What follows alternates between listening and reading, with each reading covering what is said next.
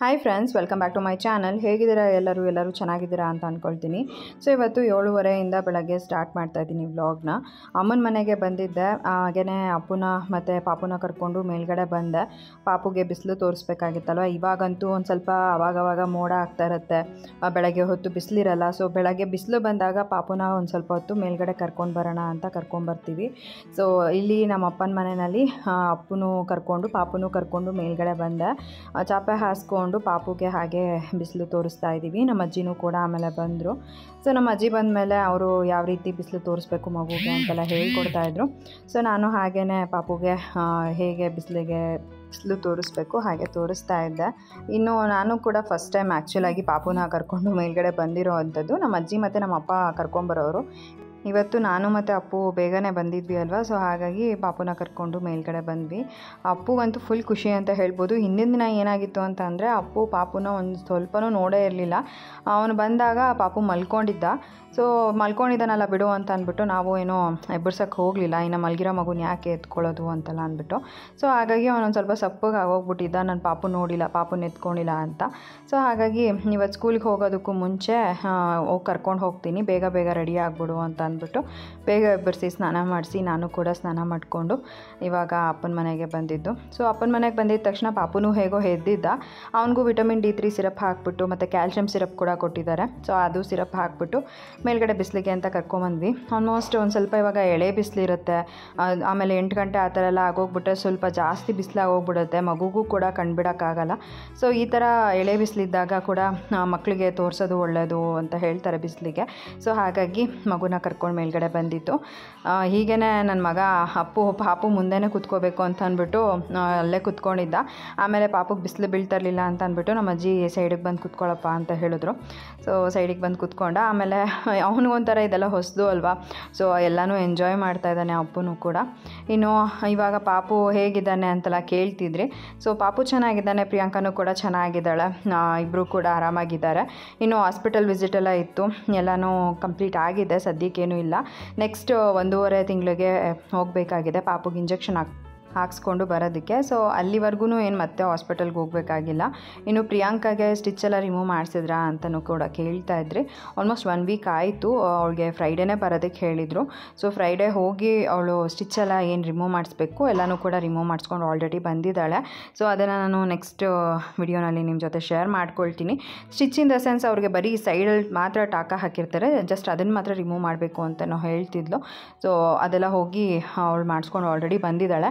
ಇನ್ನು ಮೇಲ್ಗಡೆ ಬಿಸಿಲೆಲ್ಲ ತೋರಿಸ್ಕೊಂಡು ಬಂದ್ವಲ್ಲ, ಇನ್ನು ಪಾಪು ಕೂಡ ಮನೆಗೆ ಬಂದಮೇಲೆ ಮಲ್ಕೊಂಡ್ಬಿಟ್ಟ. ಆಲ್ಮೋಸ್ಟ್ ಒಂದು 10-15 ನಿಮಿಷ ಪಾಪುನ ಬಿಸಿಲಲ್ಲಿ ಇಟ್ಕೊಂಡು ಕೂತ್ಕೊಂಡಿದ್ವಿ. ಇನ್ನು ಪ್ರಿಯಾಂಕನೂ ಕೂಡ ಎದ್ಬಿಟ್ಟು ಬಂದಳು. ಅಪ್ಪನೂ ಕೂಡ ನಾನು ರೆಡಿ ಮಾಡಿಬಿಟ್ಟು ಸ್ಕೂಲಿಗೆ ಕಳಿಸ್ದೆ. ಪಾಪನೇ ಕರ್ಕೊಂಡು ಹೋಗಿ ಸ್ಕೂಲಿಗೆ ಬಿಟ್ಬಿಟ್ಟು ಬಂದರು. ಇನ್ನು ಪ್ರಿಯಾಂಕಾ ಮಂಜೋರು ಕಾಲ್ ಮಾಡಿದರು ಅಂತ ಅಂದ್ಬಿಟ್ಟು ಮಾತಾಡ್ತಾ ಇದ್ಲು. ಹೀಗೆ ನಾನು ನಮ್ಮ ಅಜ್ಜಿ ಪ್ರಿಯಾಂಕನ ಹತ್ರನೇ ಕೂತ್ಕೊಂಡು ಹೀಗೆ ನಾವು ಮಾತಾಡ್ತಾ ಕೂತಿದ್ವಿ. ಸೊ ಈ ರೀತಿಯಾಗಿ ಇತ್ತು. ನನಗಂತೂ ಈಗ ಅಲ್ಲಿ ಹೋದರೆ ಟೈಮ್ ಪಾಸ್ ಆಗೋದೇ ಗೊತ್ತಾಗೋದಿಲ್ಲ, ಎಷ್ಟು ಬೇಗ ಟೈಮ್ ಹೊಟ್ಟೋಗ್ಬಿಡುತ್ತೆ ಅಂತ ಅನಿಸುತ್ತೆ. ಅದರಲ್ಲೂ ಕೂಡ ಈಗ ಪಾಪು ಇರ್ತಾನೆ ಅಲ್ವಾ, 2 ಅವರ್ ಒಂದ್ಸಲ ಎದ್ದೇಳ್ತಾ ಇರ್ತಾನೆ. ಇನ್ನು ಎದ್ದರೆ ಅಂತೂ ಅವ್ನು ಮಲ್ಕೊಳ್ಳೋದಕ್ಕೆ ಆಲ್ಮೋಸ್ಟ್ 2 ಅವರ್ ಬೇಕು. ಸೊ ನಂಗೊಂಥರ ಆರಾಮಾಗಿ ಟೈಮ್ ಪಾಸ್ ಆಗುತ್ತೆ ಅಂತಲೇ ಹೇಳ್ಬೋದು. ಯೂಶ್ವಲಾಗಿ ಅಪ್ಪನ ಸ್ಕೂಲಿಗೆ ಬಿಟ್ಬಿಟ್ಟು ನಾನು ಕೂಡ ಆಮೇಲೆ ಅಮ್ಮನ ಮನೆಗೆ ಹೋಗ್ತಾ ಇದ್ದೆ. ಸೊ ಬೆಳಗ್ಗೆ ಹೋದರೆ ಇನ್ನೇನು ಒಂದು 2-3 ಅವರ್ ಇದ್ಬಿಟ್ಟು ಬರ್ತಾಯಿದ್ದೆ. ಇಲ್ಲ ಅಂತಂದರೆ ಸಂಜೆ ಅಪ್ಪನ ಸ್ಕೂಲಿಂದ ಕರ್ಕೊಂಡು ಬರ್ತಾಯಿದ್ದೆ. ಇವತ್ತೊಂದು ಸ್ವಲ್ಪ ಬೇಗನೆ ಹೋಗಿದ್ದೆ ಅಲ್ವಾ. ಸೊ ಹಾಗಾಗಿ ಜಾಸ್ತಿ ಟೈಮ್ ಇದ್ದೀನಿ ಅಮ್ಮನ ಮನೆಯಲ್ಲಿ ಪಾಪು ಒಟ್ಟಿಗೆ ಅಂತ ಅನ್ನಿಸ್ತಾ ಇತ್ತು. ಇನ್ನು ಒಂದು 9:30-10 ಗಂಟೆ ಹಾಗೆ ಮಂಜೋರು ಕೂಡ ಬಂದಿದ್ದರು ಪಾಪುನ ನೋಡ್ಕೊಂಡು ಹೋಗೋದಕ್ಕೆ ಅಂತ ಅಂದ್ಬಿಟ್ಟು. ಸೊ ಪಾಪುನ ಎತ್ಕೊಂಡು ಇವಾಗ ಒಂದು ಸ್ವಲ್ಪ ಹೊತ್ತು ಅವರು ಟೈಮ್ ಪಾಸ್ ಮಾಡಿದ್ರು ಆಟಾಡಿಕೊಂಡು ಪಾಪು ಜೊತೆಗೆ. ಅದಾದಮೇಲೆ ಅವರು ಕೂಡ ಹೊರಟರು. ನಾನು ಜಾಸ್ತಿ ಏನೂ ವಿಡಿಯೋ ಕ್ಲಿಪ್ಪಿಂಗ್ ತೊಗೊಳೋದಕ್ಕಾಗಲಿಲ್ಲ. ಎಷ್ಟಾಗುತ್ತೋ ಅಷ್ಟು ವಿಡಿಯೋ ಕ್ಲಿಪ್ಪಿಂಗ್ನ ತೊಗೊಂಡಿದ್ದೀನಿ, ಸಣ್ಣದಾಗಿ ಅಷ್ಟೇ. ಇನ್ನು ಜಾಸ್ತಿ ಏನೂ ವಿಡಿಯೋ ಕ್ಲಿಪ್ಪಿಂಗ್ ತೊಗೊಳೋದಕ್ಕಾಗಲಿಲ್ಲ. ಇನ್ನು ಪ್ರಿಯಾಂಕಾಗೆ ಅಮ್ಮ ಬೆಳಗ್ಗೆ ರವೆ ಗಂಜಿನ ಮಾಡಿಕೊಟ್ಟಿದ್ರು. ಇವಾಗ ಬಾಣಂತಿ ಊಟ ಹಾಗೇ ಇರುತ್ತೆ ಅಲ್ವಾ. ಇದು ರವೆ ಗಂಜಿ ಆಗಿರ್ಬೋದು, ಆಮೇಲೆ ಮೆಣಸನ್ನ ಆಗಿರ್ಬೋದು, ರಸಮ್, ಈ ರೀತಿ ಒಂದಷ್ಟೆಲ್ಲ ರೆಸಿಪೀಸ್ನೆಲ್ಲ ಮಾಡಿಕೊಡ್ತಾ ಇರ್ತಾರೆ. ನಾನು ಕೂಡ ಕಮ್ಮಿಂಗ್ ಬ್ಲಾಗ್ಸಲ್ಲಿ ನಿಮ್ಮ ಜೊತೆ ಬಾಣಂತಿ ರೆಸಿಪೀಸ್ನೆಲ್ಲ ಶೇರ್ ಮಾಡ್ಕೊಳ್ತೀನಿ. ಸೊ ನಮ್ಮ ಮನೆಯಲ್ಲಿ ಇನ್ನೇನು ಪ್ರಿಯಾಂಕಾ ಒಬ್ಳಿಗೆ ಅಂತಲೇ ಸಪ್ರೇಟಾಗಿ ಮಾಡಬೇಕು. ಇನ್ನು ಅಡುಗೆ ತಿಂಡಿ ಕೆಲಸ ಎಲ್ಲ ಮಮ್ಮಿಗೆ ಒಂದು ಸ್ವಲ್ಪ ಜಾಸ್ತಿ ಇರುತ್ತೆ ಅಂತಲೇ ಹೇಳ್ಬೋದು. ಇನ್ನು ನಾನು ಮನೆಗೆ ಹೋಗ್ಬಿಟ್ಟು ಡ್ರೆಸ್ ಚೇಂಜ್ ಮಾಡಿಕೊಂಡು ರೆಡಿ ಆಗಿಬಿಟ್ಟು ಬಂದೆ. ಏನಕ್ಕೆ ಅಂತ ಅಂದರೆ ಒಂದು ಸ್ವಲ್ಪ ಗೌರ್ಮೆಂಟ್ ಆಫೀಸ್ ಹತ್ರ ಹತ್ರ ಎಲ್ಲ ಹೋಗಬೇಕಾಗಿತ್ತು, ಈ ಸೊತ್ತು ಮಾಡಿಸ್ಬೇಕಾಗಿತ್ತು. ಸೊ ಹಾಗಾಗಿ ನಾನು ಪಾಪ ಹೋಗ್ತಾ ಇದ್ದೀವಿ ಇವಾಗ. ನಮಗೆ ಪಾಪ ಆಲ್ಮೋಸ್ಟ್ 1 ತಿಂಗಳು ಮೇಲಿಂದನೇ ಹೇಳ್ತಿದ್ದಾರೆ ಫಸ್ಟ್ ಹೋಗಿ ಅದನ್ನು ಮಾಡಿಸ್ಕೊಂಬರೋಣ ಬಾ ಅಂತ. ನಾನೇ ಹೋಗೋಣ ಅಂತ ಅನ್ಕೊಂಡು ಫೈನಲಿ ಇವತ್ತು ಹೋಗ್ಬಿಟ್ಟು ಅದೇನಿದೆ ಕೆಲಸ ಎಲ್ಲ ಮುಗಿಸ್ಕೊಂಬಂದ್ಬಿಡೋಣ ಅಂತ ಅಂದ್ಬಿಟ್ಟು ನಾನು ಪಾಪ ಹೊರಟ್ವಿ. ಸುಮ್ಮನೆ ಲೇಟ್ ಮಾಡಿಕೊಂಡು ಕೂತ್ಕೊಂಡ್ರೆ ಯಾಕೆ ಅಲ್ವಾ, ಆನ್ ಟೈಮ್ ಏನೆಲ್ಲ ಕೆಲಸಗಳು ಮಾಡ್ಕೊಂಬಿಡ್ಬೇಕು ಡಾಕ್ಯುಮೆಂಟ್ ವಿಷಯದಲ್ಲಿ. ಸೊ ಅದನ್ನೆಲ್ಲ ಮಾಡ್ಕೊಂಬಿಡ್ಬೇಕು. ಸುಮ್ಮನೆ ಪೋಸ್ಟ್ಪೋನ್ ಮಾಡ್ಕೊಂಡು ಕೂತ್ಕೊಂಡ್ರೆ ಅದು ಹಾಗೆ ಪೋಸ್ಟ್ಪೋನ್ ಆಗ್ತಾನೆ ಇರುತ್ತೆ. ಸೊ ಅದಕ್ಕೆ ಅಂತ ಏನೆಲ್ಲ ಡಾಕ್ಯುಮೆಂಟ್ಸ್ ನಮಗೆ ಬೇಕಿದೆ ಸಬ್ಮಿಟ್ ಮಾಡೋದಕ್ಕೆ ಎಲ್ಲನೂ ತೊಗೊಂಡು, ವಾಟರ್ ಬಿಲ್ ಆಗಿರ್ಬೋದು, ಎಲೆಕ್ಟ್ರಿಕ್ ಬಿಲ್ ಆಗಿರ್ಬೋದು, ಅದಾದಮೇಲೆ ಮನೆ ಡಾಕ್ಯುಮೆಂಟ್ಸ್ ಆಗಿರ್ಬೋದು, ಆಧಾರ್ ಕಾರ್ಡು, ಸೊ ಇಷ್ಟನ್ನೆಲ್ಲ ತೊಗೊಂಡು ನಾವು ಕೂಡ ಇವಾಗ ನಮ್ಮ ಮನೆ ಹತ್ರನೇ ಇರೋವಂತಹ BBMP ಆಫೀಸ್ ಹತ್ರ ಹೋಗ್ತಾ ಇದ್ದೀವಿ. ಸೊ BBMP ಆಫೀಸಿಗೆ ಹೋಗಿಬಿಟ್ಟು ಅಲ್ಲಿ ಒಂದಷ್ಟೆಲ್ಲ ಎಂಕ್ವೈರೀಸ್ ಇರುತ್ತೆ, ಅದನ್ನೆಲ್ಲ ಕಂಪ್ಲೀಟ್ ಮಾಡಿಕೊಂಡು ಆಮೇಲೆ ಅವರು ಅಲ್ಲಿ ಹೋದ್ಮೇಲೆ ಹೇಳ್ತಿದ್ದಾರೆ ನಮಗೆ EC ಮಾಡಿಸ್ಕೊಂಡು ಬರಬೇಕು ಅಂತ. ನಮ್ಮ ಹತ್ರ EC ಬಂದುಬಿಟ್ಟು 1 ಇಯರ್ ಮುಂಚೆದಿದೆ, ಬಟ್ ಸದ್ಯಕ್ಕೆ 3 ಮಂತ್ಸ್ ಅರ್ಲಿ ಇರೋವಂಥದ್ದು ಬೇಕು ಅಂತ ಹೇಳಿದ್ರು. ನಮ್ಮ ಹತ್ರ 3 ಮಂತ್ಸ್ ಅರ್ಲಿ ಇರೋದು ಇರಲಿಲ್ಲ. ಸರಿ ಅಂತ ಅಂದ್ಬಿಟ್ಟು ಮತ್ತೆ ಅವರಿಗೆ ಸರಿ ನೀವೇ ಮಾಡಿಸ್ಕೊಂಡು ಕೊಡಿ ಅಂತ ಅಂದ್ಬಿಟ್ಟು EC ಮಾಡಿಸೋದಕ್ಕೆ ಅಂತ ಹೇಳಿಬಿಟ್ಟು ಬಂದ್ವಿ. ಅದಕ್ಕೆ ಅಂತ ನಾವು ಸಪ್ರೇಟಾಗಿ ಪೇ ಮಾಡಬೇಕಾಗತ್ತೆ. ಆನ್ಲೈನಲ್ಲಿ ನಾವೇ ಅದಕ್ಕೆ ಏನಂತಾರೆ ಅರ್ಜಿ ಹಾಕ್ಬೋದು, ಅದು ನಮಗೆ ಆರಾಮಾಗಿ ಸಿಗುತ್ತೆ. ಬಟ್ ಇಫ್ ಇನ್ ಕೇಸ್ ನಮಗೆ ಅದು ಆಗಲ್ಲ ಅಂತ ಅಂದರೆ ಅವರೇ ಮಾಡಿಸ್ಕೊಡ್ತೀವಿ ಅಂತ ಹೇಳಿದ್ರು. ಸೊ ಹಾಗಾಗಿ ಅವ್ರಿಗೇ ಹೇಳಿಬಿಟ್ಟು ಬಂದ್ವಿ.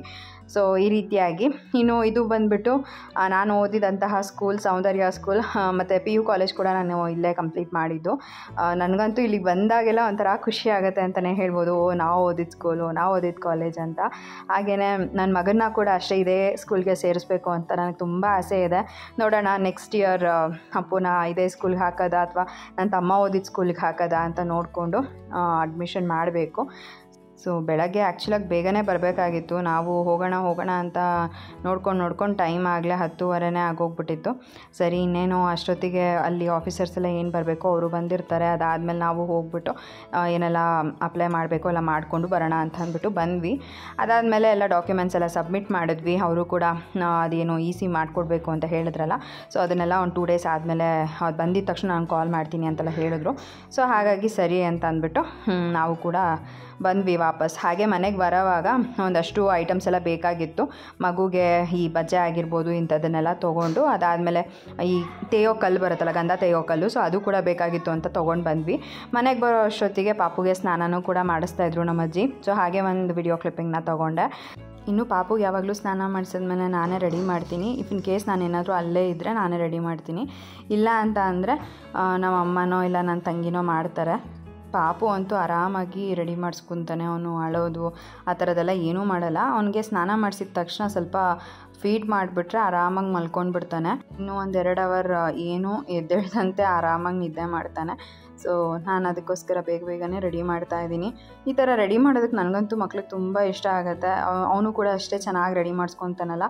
ಸೊ ಅದೇನೋ ಒಂಥರ ಇನ್ನೂ ಖುಷಿ ಆಗುತ್ತೆ ಅವನಿಗೆ ರೆಡಿ ಮಾಡೋದಕ್ಕೆ. ಈ ರೀತಿ ಕಣ್ಕಪ್ಪೆಲ್ಲ ಇಟ್ಟು ಆಮೇಲೆ ಈ ಪೌಡರೆಲ್ಲ ಹಚ್ಚೋದಕ್ಕೆಲ್ಲ ನಂಗೆ ತುಂಬ ಇಷ್ಟ. ಸೊ ಅಪ್ಪುಗೆ ಅಂತ ಬಂದಾಗ ನಾನು ಅವಾಗೆ ಮಕ್ಕಳಿಗೆ ಬೊಟ್ಟಿಡೋದಕ್ಕೆ ಅಂತ ಒಂದು ಹಚ್ಚು ಬರ್ತಿತ್ತಲ್ಲ, ಸೊ ಅದನ್ನು ತೊಗೊಂಡಿದ್ದೆ. ಸೊ ಅದರಲ್ಲಿ ಕಪ್ಪನ್ನು ಹಚ್ಬಿಟ್ಟು ಅಪ್ಪುಗೆ ಯಾವಾಗಲೂ ನಾನು ಬೊಟ್ಟನ್ನು ಇಡ್ತಾ ಇದ್ದಿದ್ದು. ಬಟ್ ಈ ಸಲ ನನಗೆ ಅದೆಲ್ಲೂ ಸಿಗಲೇ ಇಲ್ಲ.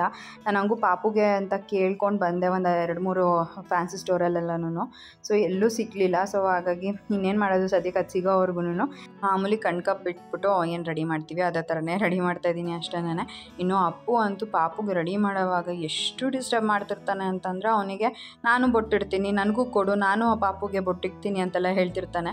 ನಾನು ಬೇಡ ಸುಮ್ಮನೆ ಇರು, ಹಾಗೆ ಹಿಂಗೆ ಅಂತೆಲ್ಲ ಏನೇನೋ ಕತೆ ಹೇಳ್ಕೊಂಡು ಆಮೇಲೆ ಬೇಗ ರೆಡಿ ಮಾಡಿಸ್ಬಿಟ್ಟು ಅವನ್ನ ಕೂಡ ಕರ್ಕೊಂಡು ಹೋಗಿ ಪ್ರಿಯಾಂಕಂಗೆ ಕೊಡ್ತೀನಿ. ಸೊ ಪ್ರಿಯಾಂಕಾ ಫೀಡ್ ಮಾಡಿಸ್ಬಿಟ್ಟು ಆಮೇಲೆ ಮಲಗಿಸ್ಬಿಡ್ತಾಳೆ. ಸೊ ಇಷ್ಟೇ. ಆಮೇಲೆ ಊಟ ಮಾಡಿಕೊಂಡು ನಾನು ಕೂಡ ಅಮ್ಮನ ಮನೆಯಿಂದ ನಮ್ಮ ಮನೆಗೆ ಬಂದೆ. ಫ್ರೆಂಡ್ಸ್, ಇವಾಗ ಜಸ್ಟ್ ಮನೆಗೆ ಬಂದೆ. ಅಪ್ಪುನ ಕರ್ಕೊಂಡು ಸ್ಕೂಲಿಂದ ಹಾಗೆ ಅಮ್ಮನ ಮನೆಗೆ ಹೋಗಿ ಅಲ್ಲಿ ಊಟ ಮಾಡಿಕೊಂಡು ಆಮೇಲೆ ಮನೆಗೆ ಬಂದೆ. ಸೊ ಬೆಳಗ್ಗೆಯಿಂದನೂ ಕೂಡ ಅಲ್ಲೇ ಇದ್ದೆ ಅಮ್ಮನ ಮನೆಯಲ್ಲೇ. ಇವತ್ತು ಸ್ವಲ್ಪ ಕೆಲಸ ಇತ್ತು, ಈ ಖಾತೆ ಮಾಡಿಸ್ಬೇಕಾಗಿತ್ತು ಅಂತ ಅಂದ್ಬಿಟ್ಟು ನಾನು ನಮ್ಮಪ್ಪ ಹೋಗ್ಬಿಟ್ಟು ಬಂದ್ವಿ. ಸೊ ಅದೆಲ್ಲ ಕೆಲಸಗಳನ್ನ ಮುಗಿಸ್ಕೊಂಡು ಇನ್ನೂ ಒಂದು ಸ್ವಲ್ಪ ಲೇಟ್ ಆಗುತ್ತೆ ಅಂತ ಹೇಳಿದ್ದಾರೆ ಅದನ್ನೆಲ್ಲ. ಸೊ ಹಾಗಾಗಿ ಓಕೆ, ಯಾವಾಗಾಗುತ್ತೋ ಆವಾಗ ಮಾಡಿಸ್ಬಿಡೋಣ ಅಂತ. ಯಾಕಂದರೆ ಇಮಿಡಿಯೇಟಾಗಿ ಆಗೋಲ್ಲ, 1-2-3 ಡೇಸ್ ಆಗುತ್ತೆ ಅಂತ ಹೇಳಿದ್ರು ಅವರು. ಸೊ ಒಂದಷ್ಟು ಡಾಕ್ಯುಮೆಂಟ್ಸ್ ಎಲ್ಲ ಏನೋ ತೋರಿಸ್ಕೋಬೇಕು ಅಂತೆಲ್ಲ ಹೇಳ್ತಿದ್ರು. ಡಾಕ್ಯುಮೆಂಟ್ಸ್ ಇನ್ ದ ಸೆನ್ಸ್ ಅದೇನೋ EC ತರಿಸ್ಕೋಬೇಕಂತೆ. ಸೊ ಹಾಗಾಗಿ ಅದನ್ನೆಲ್ಲ ತರಿಸ್ಕೊಂಡಿದ್ದಾದಮೇಲೆ ಫ್ರೈಡೇ ಆರ್ ಸ್ಯಾಟರ್ಡೇ ಹಾಗೆ ಮತ್ತೆ ಹೋಗೋದಕ್ಕೆ ಹೇಳಿದ್ದಾರೆ. ಮತ್ತೆ ಹೋಗ್ಬೇಕು ಅವಾಗ. ಸೊ ನೋಡೋಣ ಸ್ಯಾಟರ್ಡೇ ಆಗುತ್ತೆ ಅಂತ ಅಂದ್ಕೊಳ್ತೀನಿ. ನನಗಂತೂ ಈ ಥರ ಎಲ್ಲ ಈ ಗೌರ್ಮೆಂಟ್ ಆಫೀಸ್ಗೆ ಓಡಾಡಬೇಕು ಅಂತಂದ್ರೆ ಹಿಂಸೆ. ಬಟ್ ಪಪ್ಪ ಇದ್ದಾರಲ್ವ, ಅವ್ರ ಜೊತೆ ಆರಾಮಾಗಿ ಹೋಗಿ ಬರ್ಬೋದು. ಬಟ್ ಫಸ್ಟೆಲ್ಲ ನಾವೇ ಓಡಾಡಬೇಕು ಅಂತ ಅಂದಿದ್ದಿದ್ರೆ, ಮೀನ್ಸ್ ಅವಾಗೆಲ್ಲ ಪಪ್ಪ ಆಫೀಸಿಗೆ ಹೋಗ್ತಿದ್ರಲ್ಲ, ಅವಾಗ ನಾನು ಒಬ್ಬಳೇ ಓಡಾಡ್ತಿದ್ದೆ. ಅವಾಗಂತೂ ಯಾಕಾದರೂ ಹೋಗ್ಬೇಕಪ್ಪ ಅನ್ನೋ ಥರ ಅನಿಸ್ಬಿಟ್ಟಿತ್ತು. ಬಟ್ ಇವಾಗ ಪಪ್ಪ ಇರೋದ್ರಿಂದ ಆರಾಮಾಗಿ ಹೋಗಿ ಪಪ್ಪನ ಜೊತೆನೇ ಬರ್ತೀನಿ. ಇನ್ನು ಅಪ್ಪನ ಸ್ಕೂಲಿಂದ ಕರ್ಕೊಂಡು ಬಂದೆ. ಅವನದು ಸ್ಕೂಲ್ ಫೀಸ್ ಕೂಡ ಕಟ್ಟಬೇಕಾಗಿತ್ತು. ಸೊ ಹೋಗಿ ಸ್ಕೂಲ್ ಫೀಸ್ ಕಟ್ಬಿಟ್ಟು ಅದಾದಮೇಲೆ ಅಪ್ಪನ ಕೂಡ ಸ್ಕೂಲಿಂದ ಕರ್ಕೊಂಡ್ಬಂದು ಅಮ್ಮನ ಮನೆ ಕರ್ಕೊಂಡು ಹೋಗಿ ಅಲ್ಲಿ ಒಂದು ಊಟ ಮಾಡಿಸಿ, ಆಮೇಲೆ ಪಾಪು ಕೂಡ ಸ್ನಾನ ಮಾಡಿದ್ರು, ಅಂದರೆ ಸ್ನಾನ ಮಾಡಿಸಿದ್ರು ನಮ್ಮ ಅಜ್ಜಿ ಮತ್ತು ನಮ್ಮ ಮಮ್ಮಿ ಇಬ್ಬರು ಕೂಡ. ಸೊ ಅವನು ಕೂಡ ರೆಡಿ ಮಾಡಿಬಿಟ್ಟು ಪ್ರಿಯಾಂಕನ ಹತ್ರ ಮಲಗಿಸ್ಬಿಟ್ಟು ಬಂದೆ. ಅವನಿನ್ನೇನು ಮಲ್ಕೊಂಡ್ರೆ ಇವಾಗ ಒಂದು 2-3 ಅವರ್ ಎದ್ದೇಳಲ್ಲ. 2 ಅವರ್ ಅಂತೂ ಎದ್ಬಿಟ್ಟು ಆಮೇಲೆ ಹಾಲು ಕುಡಿಸ್ಬೇಕು. ಬಟ್ ಎಬ್ಬರಿಸಲಿಲ್ಲ ಅಂತ ಅಂದರೆ ಅಂತೂ 3 ಅವರ್ ಆರಾಮಾಗಿ ಮಲ್ಕೊತಾನೆ. ನೈಟ್ ಎದ್ದೇಳ್ತಾನೆ ಅವನು. ನೈಟ್ ಎದ್ದು ಹಠ ಮಾಡೋದು ಜಾಸ್ತಿ. ಸೊ ಈ ರೀತಿಯಾಗಿ ಒಬ್ಬೊಬ್ಬರು ಮಕ್ಕಳು ಒಂದೊಂದು ಥರ.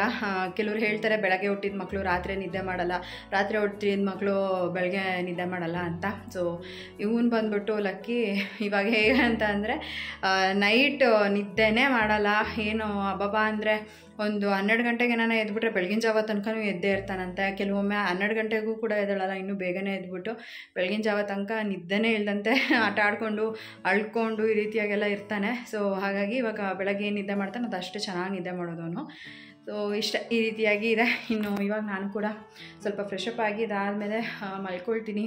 ಯಾಕೋ ತುಂಬ ಅಂದರೆ ತುಂಬ ಸ್ವೆಟ್ ಆಗ್ತಾಯಿದ್ದೀನಿ ಇವತ್ತು. ಹಾಗಾಗಿ ಒಂದು ಸ್ವಲ್ಪ ಫೇಸ್ ವಾಶ್ ಮಾಡಿಕೊಂಡು ಆಮೇಲೆ ಮಲ್ಕೊಳ್ತೀನಿ. ಮತ್ತು ಇವಾಗ ಮಲ್ಕೊಂಡ್ರೆ 1 ಅವರ್ ನನಗೂ ಕೂಡ ರೆಸ್ಟ್ ಸಿಗುತ್ತೆ. ಇಲ್ಲ ಅಂತಂದರೆ ತುಂಬ ಸುಸ್ತಾಗ್ತಾ ಇರೋದು ಹಂಗೆ ಆಗ್ಬಿಡುತ್ತೆ. ಇನ್ನು ಎದ್ದು ಅಡುಗೆ ಬೇರೆ ಮಾಡಬೇಕು. ಲೇಟಾಗಿಯೇ ಮಾಡ್ಕೊಳ್ಳೋಣ ಅಂತ. ಅಂದರೆ ಒಂದು 6 ಗಂಟೆ 6:30ಗೆ ಶುರು ಮಾಡಿದ್ರೂ ಕೂಡ ಇನ್ನೊಂದು ಅರ್ಧ ಗಂಟೆ ಆರಾಮಾಗಿ ಅಡುಗೆ ಎಲ್ಲ ಮುಗಿಸ್ಕೊಂಡ್ಬಿಡ್ಬೋದು. ಸೊ ಹಾಗಾಗಿ ಸದ್ಯಕ್ಕೆ ಇವಾಗ ಒಂದು ಸ್ವಲ್ಪ ಹೊತ್ತು ರೆಸ್ಟ್ ಮಾಡ್ತೀನಿ, ಆಮೇಲೆ ವ್ಲಾಗ್ನ ಕಂಟಿನ್ಯೂ ಮಾಡ್ತೀನಿ. Friends, good morning. ನಾನು ನೆನ್ನೆ ವ್ಲಾಗ್ನ ಕಂಟಿನ್ಯೂ ಮಾಡೋದಕ್ಕಾಗಲಿಲ್ಲ. ಇವಾಗ ಮತ್ತೆ ವ್ಲಾಗ್ನ ಕಂಟಿನ್ಯೂ ಮಾಡ್ತಾಯಿದ್ದೀನಿ. ಅಮ್ಮನ ಮನೆಗೆ ಬಂದಿದ್ದೆ. ಇವಾಗ ಗೌರ್ಮೆಂಟ್ ಹಾಸ್ಪಿಟ್ಲಿಗೆ ಹೋಗ್ಬಿಟ್ಟು ಬ್ಲಡ್ ಟೆಸ್ಟ್ ಕೊಟ್ಬಿಟ್ಟು ಬರಬೇಕಾಗಿತ್ತು. ಹಾಗಾಗಿ ಇವಾಗ ಹೋಗ್ತಾ ಇದ್ದೀನಿ. ಹೋಗಿ ಬ್ಲಡ್ ಟೆಸ್ಟ್ ಕೊಟ್ಬಿಟ್ಟು ಇನ್ನೊಂದು ಅರ್ಧ ಮುಕ್ಕಾಲು ಗಂಟೆ ಆದಮೇಲೆ ರಿಪೋರ್ಟ್ ಕೊಡ್ತಾರಂತೆ. ಆವಾಗ ಹೋಗಿ ರಿಪೋರ್ಟ್ ತೊಗೊಂಡು ಬರಬೇಕು. ಮತ್ತು ನನ್ನ ಡಾಕ್ಟರ್ನ ಕೂಡ ಕನ್ಸಲ್ಟ್ ಮಾಡಬೇಕು ಇವತ್ತು ಸಂಜೆ. ಹಾಗೆ ಹೋಗಿ ಡಾಕ್ಟರ್ನ ಕನ್ಸಲ್ಟ್ ಮಾಡ್ತೀನಿ. ಇಲ್ಲಿ ಅಮ್ಮನ ಮನೆಗೆ ಬಂದನಲ್ಲ, ಇನ್ನೂ ಪ್ರಿಯಾಂಕನೂ ಕೂಡ ಮಲ್ಕೊಂಡಿದ್ಲು, ಪಾಪನೂ ಕೂಡ ಮಲ್ಕೊಂಡಿತ್ತು. ಸೊ ಒಂದು ಸ್ವಲ್ಪ ಹೀಗೆ ಕೂತ್ಕೊಂಡು ನಮ್ಮ ಅಜ್ಜಿ ಜೊತೆ, ನಮ್ಮ ಅಪ್ಪ, ನಮ್ಮ ಅಮ್ಮನ ಜೊತೆ ಮಾತಾಡ್ಕೊಂಡು ಕೂತ್ಕೊಂಡಿದ್ದೆ. ಇವಾಗ ಹೋಗ್ಬಿಟ್ಟು ತೊಗೊಂಬರಬೇಕು. ಬ್ಲಡ್ ಟೆಸ್ಟ್ ಕೊಟ್ಬಿಟ್ಟು ಬರಬೇಕು. ಹೋಗಿ ಬ್ಲಡ್ ಟೆಸ್ಟ್ ಕೊಟ್ಬಿಟ್ಟು ಬರ್ತೀನಿ. ಅಷ್ಟೊತ್ತಿಗೆ ಪಾಪನೂ ಕೂಡ ಎದ್ದಿರ್ತಾನೆ, ಆಟ ಆಡ್ಕೊಂಡು ಒಂದು ಸ್ವಲ್ಪ ಹೊತ್ತು. ಅದಾದಮೇಲೆ ಮನೆಗೆ ಹೋಗ್ತೀನಿ. ಸೊ ಬನ್ನಿ ಇವಾಗ ಹೋಗೋಣ. ಟೈಮ್ ಆಗಿದೆ ಆಲ್ರೆಡಿ 10:15.